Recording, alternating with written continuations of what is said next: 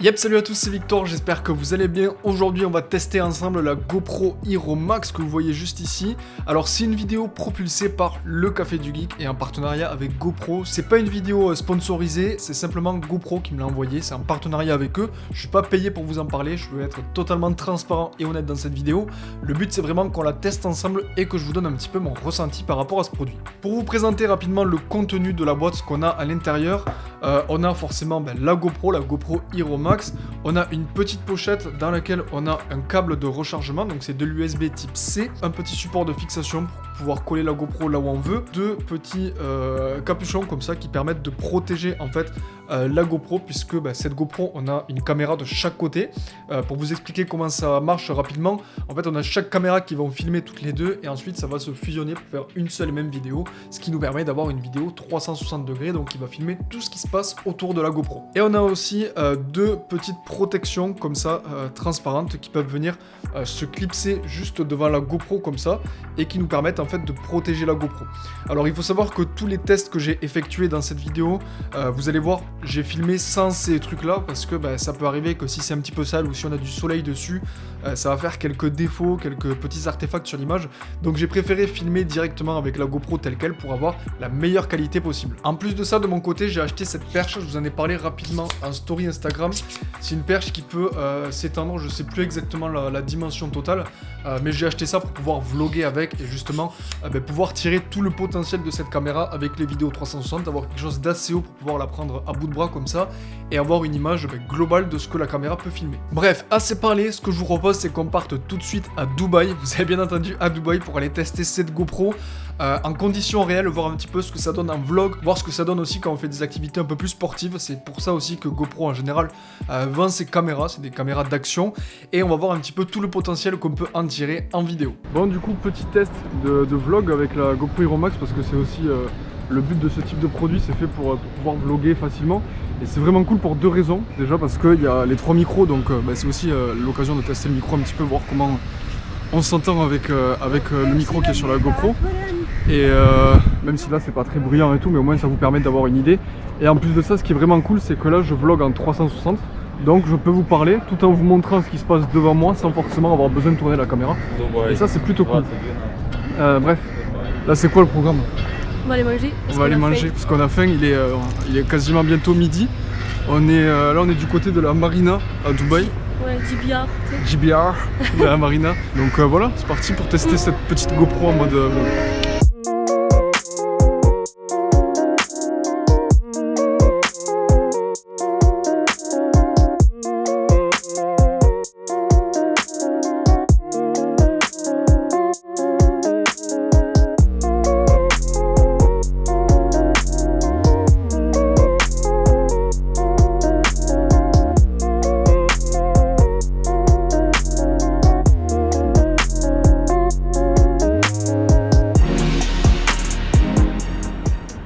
Bon, je vais en profiter d'avoir la caméra pour peut-être que vous posez la question pourquoi vous êtes à Dubaï.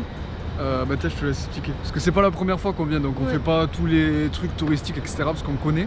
Ouais, en fait, mon frère il vit à Dubaï, donc ça fait 6 ans. 6 ans, ouais. Donc moi ça fait 4 fois, toi ça fait 3 fois, donc bon, on connaît. Et là on est principalement venu pour voir la famille, passer du temps avec eux, etc. Profiter aussi d'être là pour se balader. Ouais, voilà. Ouais. On est allé au désert aussi, c'est sympa. Ouais. Voilà pour l'explication. Donc voilà, comme vous l'avez vu dans ces différents extraits, cette GoPro, elle nous permet de faire plusieurs choses. La première, c'est, vous l'avez compris, filmer en 360. En plus, on a un écran à l'arrière de la GoPro qui nous permet d'avoir directement un retour par rapport à ce qu'on filme. Je crois que c'est la première vidéo 360 qui nous apporte un écran. En plus, il est tactile, il est plutôt réactif. Honnêtement, c'est comme si vous utilisez un téléphone, un iPhone, etc. aujourd'hui. Et puis, on a la possibilité aussi de filmer comme une GoPro classique sans avoir la vidéo en 360. Et c'est plutôt pratique parce que vous allez voir, on va en parler tout à l'heure, mais quand on veut exporter la vidéo 360, c'est un petit peu plus compliqué que si on veut exporter une vidéo classique.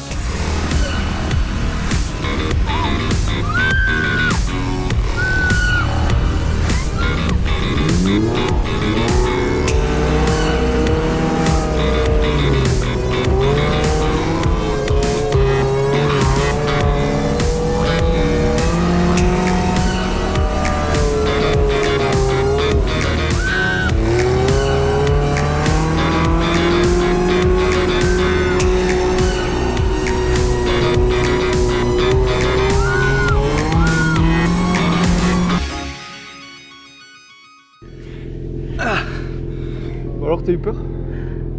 Ouais. Ça fait peur parce que quand t'accélères là, tu sais, et que t'arrives en haut, tu sais pas comment Et c'est oui, en tu bas. sais pas comment tu vas redescendre, tu vois pas trop des fois quoi. Si tu la vois. Ah.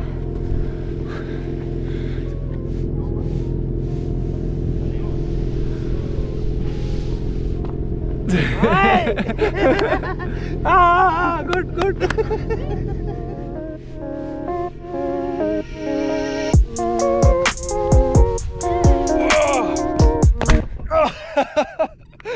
Yeah, I'm alright, thanks. Comme ça, j'en profite pour tester la GoPro en vlog pour voir si le son est bon, mais ça a l'air plutôt bien avec les 3 micros. Et puis l'intérêt principal qu'on a à filmer en 360, comme vous l'avez vu sur les extraits que je vous ai montré à l'instant, c'est de pouvoir filmer tout ce qui se passe autour de nous et en post-production pouvoir choisir ce qu'on va montrer, ce qu'on ne va pas montrer, retourner la caméra, faire cet effet de planète, etc. Comme vous l'avez vu, ça nous offre vraiment plein de possibilités et le gros avantage que je vois à ça, c'est que quand on filme, on n'a pas à se soucier de ce qu'on est en train de filmer, on tend la perche à bout de bras et puis on se dit on verra en post-production ce qu'on choisit au moment de filmer et ça c'est vraiment pratique.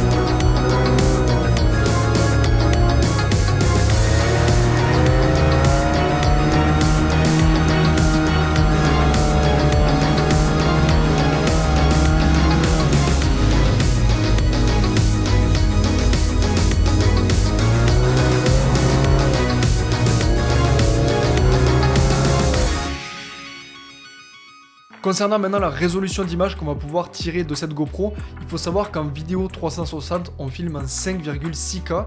Donc ça permet de choisir en post-production l'angle de vue qu'on a envie d'avoir. Et c'est plutôt cool, surtout si on veut zoomer dans l'image ou dézoomer, ça nous permet de ne pas avoir une énorme perte de définition lorsqu'on va exporter nos vidéos en 1080p. Concernant le nombre d'images par seconde, il faut savoir qu'en vidéo 360, on est limité à de la 24 ou à de la 30 images par seconde. Donc on n'a pas la possibilité de ralentir nos clips. A contrario, en vidéo classique, lorsqu'on filme sans la 360, on a la possibilité de monter jusqu'à 60 images par seconde et ça c'est plutôt bien puisque en post-production ça va nous permettre de ralentir nos images. Concernant la stabilisation, lorsqu'on filme à 360 degrés, l'image est totalement stable mais c'est plutôt logique puisque on va filmer tout ce qui se passe autour de nous, donc c'est plutôt facile pour la GoPro de stabiliser l'image. Et pour ce qui est de la vidéo normale, c'est vraiment là qu'on voit la qualité de stabilisation de la GoPro puisqu'on a une fonction qui nous permet de garder l'horizon toujours droit. C'est disponible aussi sur la GoPro Hero 8 mais c'est disponible uniquement via l'application mobile.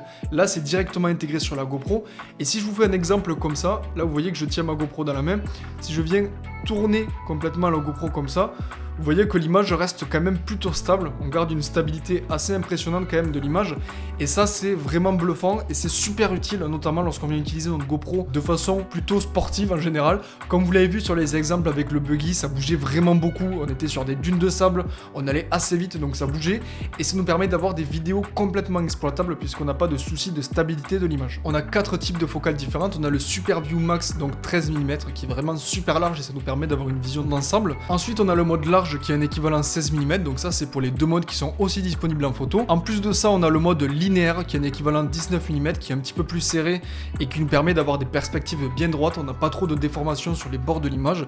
Et ensuite on a le mode étroit qui a un équivalent 27 mm donc qui est beaucoup plus zoomé et vous pouvez voir que sur les exemples que je vous montre ici ça nous permet d'avoir quelque chose de plus ou moins zoomé et de pouvoir jouer comme ça avec la distance focale. Par contre pour les deux derniers modes, donc linéaire et étroit, j'ai l'impression qu'il y a une petite perte de qualité puisque forcément comme il y a un recul cadrage, il perd un petit peu de qualité et on voit que ça bruite à certains endroits. Donc pour ces deux modes là, je pense que c'est vraiment important d'avoir beaucoup de lumière pour optimiser au mieux la qualité d'image. Là on est du côté de Al Faydi, c'est un peu le vieux Dubaï, une partie du vieux Dubaï, c'est plutôt sympa, ça fait très pays arabe en fait, ça fait penser un peu au Maroc et tout, même si je n'y ai jamais allé, mais c'est un côté très authentique et tout, et c'est vraiment différent avec ce qu'on peut voir dans le reste de la ville, et c'est plutôt sympa.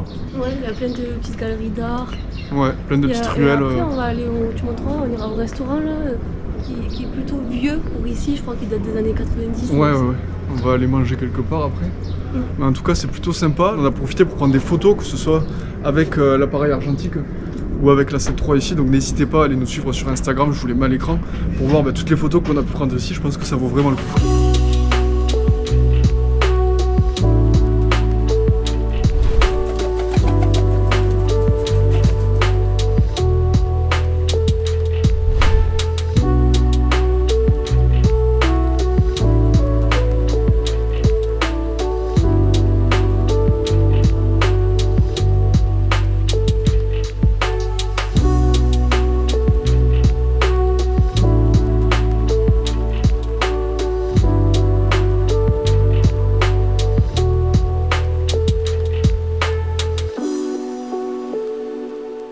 Alors pour ma part, c'était la première fois que j'utilisais une caméra 360 et que je traitais de la vidéo 360.